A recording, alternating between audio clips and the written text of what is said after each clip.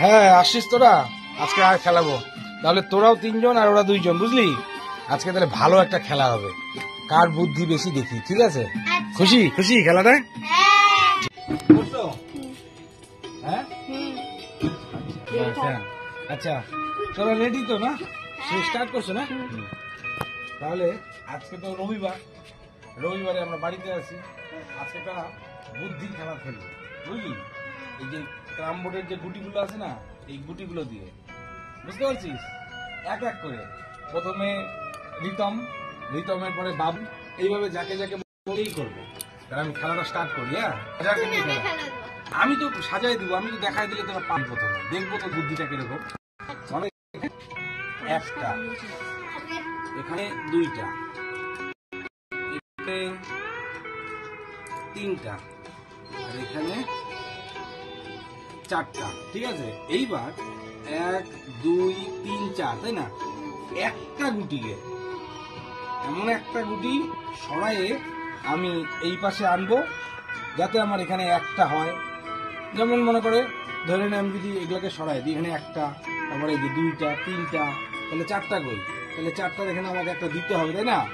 এরকম খেলাটা, যে আমাকে একটা গুটি সরাইতে হবে, যেই গুটিটা সরাইলে আমার এই পাশ থেকে এখানে যেমন 1, এই পাশে 1 2 3 4, কিন্তু গুটি সরানোর পর এই পাশে 1 যাবে, তারপর 2 আসবে, 3 আসবে, 4 আসবে, মানে এমন ভাবেই সরাইতে হবে।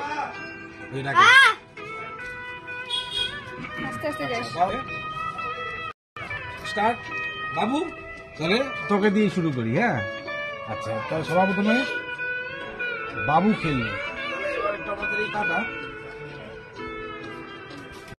এখানে বাবু ছিল সব থেকে ছোট, তাই বাবুকে দিয়েই শুরু করলাম। দেখি বাবু ঠিকমতো খেলাটা খেলতে পারে কিনা। তবে ছোট দিকে সেভাবে সঠিক খেলতে পারেনি, তবে খেলায় অংশগ্রহণ করে যে সাহস নিয়ে যে খেলছে, এটাই একটা আনন্দের, তাই না বলো?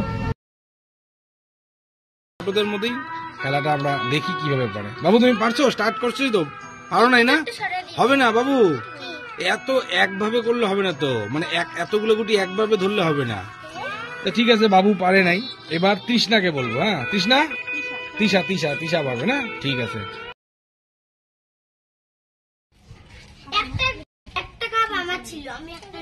আচ্ছা হবে না।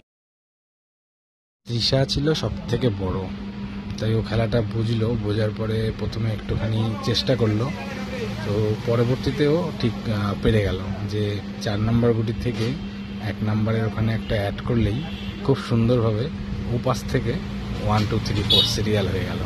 সেটাই আমাকে দেখাচ্ছে। তোমাদের খেলাটা কেমন লাগলো, এবং ছোটদের সাথে এইভাবে মজার মতো খেলে কেমন লাগে সেটা অবশ্যই জানাবে। টাটা।